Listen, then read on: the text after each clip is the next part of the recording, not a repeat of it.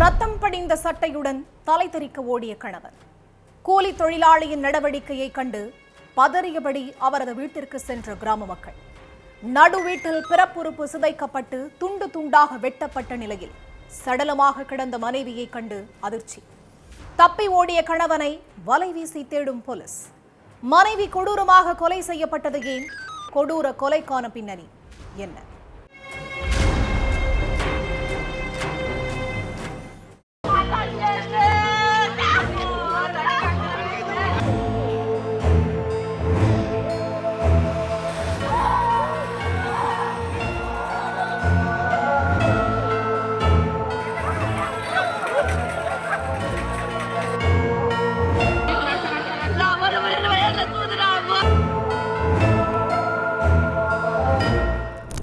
லக்ஷ்மிபூர் கிராம மக்கள் தங்களோட வீட்டு வாசல்ல உட்கார்ந்து பேசிக்கிட்டு இருந்திருக்காங்க.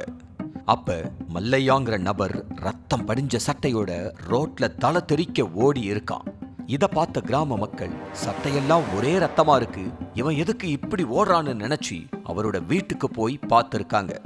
அப்ப நடு வீட்டுல மல்லையாவோட மனைவி சத்தவ்வா பிறப்புறுப்பு சிதைக்கப்பட்டு உடல் துண்டு துண்டான நிலையில சடலமா கிடந்திருக்காங்க. இத பார்த்து கிராம மக்கள் போலீஸ் ஸ்டேஷனுக்கு போன் பண்ணி தகவலை சொல்லிட்டாங்க.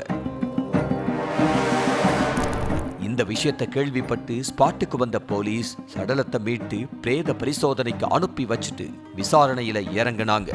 அப்ப அங்கிருந்த கிராம மக்கள், உயிரிழந்த பெண்ணோட கணவன் மல்லையா தான் இந்த கொலைக்கு காரணம், அவன் தான் ரத்தம் படிஞ்ச சட்டையோட தப்பிச்சு போனான்னு சொல்லி இருக்காங்க.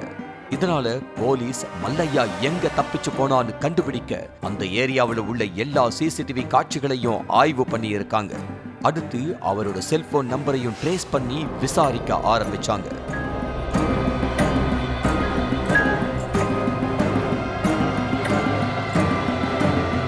தெலங்கானாவில் உள்ள ஜகித்யாலா பகுதியைச் சேர்ந்த மல்லையா சத்தவ்வா தம்பதிக்கு 20 வருஷங்களுக்கு முன்னாடி கல்யாணமாகி இருக்கு. இந்த தம்பதிக்கு ஒரு மகன் மற்றும் ஒரு மகள் இருக்காங்க. மல்லையா கூலி வேலை செஞ்சுக்கிட்டு இருந்தான். இவன் காலையில வேலைக்கு போனா நைட்டு தான் வீட்டுக்கு வருவானா. அப்படி இருக்கிறப்ப வீட்டுல இருந்த மனைவி எந்த நேரமும் போனும் கையுமாவே இருந்திருக்காங்க. இதனால கணவனுக்கு சத்தவ்வா மேல சந்தேகம் ஏற்பட்டிருக்கு. அதனால மல்லையா, நீ இப்பெல்லாம் என் கூட சரியாவே பேசுறது கிடையாது, எந்த நேரமும் போனும் கையுமாவே இருக்கிற, நீ யார் கூடயாவது தொடர்பில இருக்கியா, எனக்கு உன் மேல சந்தேகமா இருக்குன்னு சொல்லி இருக்காரு. அதுக்கு மனைவி, எதுக்கு உங்க புத்தி இப்படி போகுது, நீங்க நினைக்கிற மாதிரி எல்லாம் ஒண்ணும் கிடையாது, நான் ஒழுக்கமா தான் இருக்கேன்னு சொல்லி இருக்காங்க.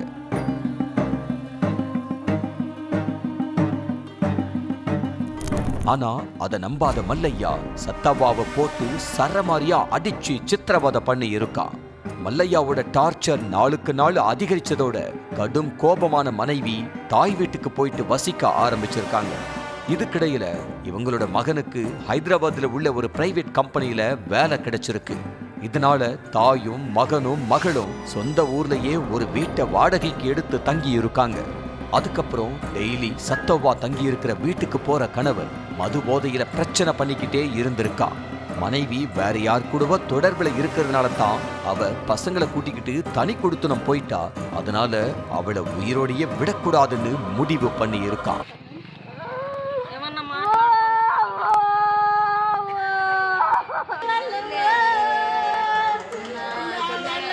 சம்பவத்தன்னைக்கு மகன் வேலைக்கு போயிட்டான்.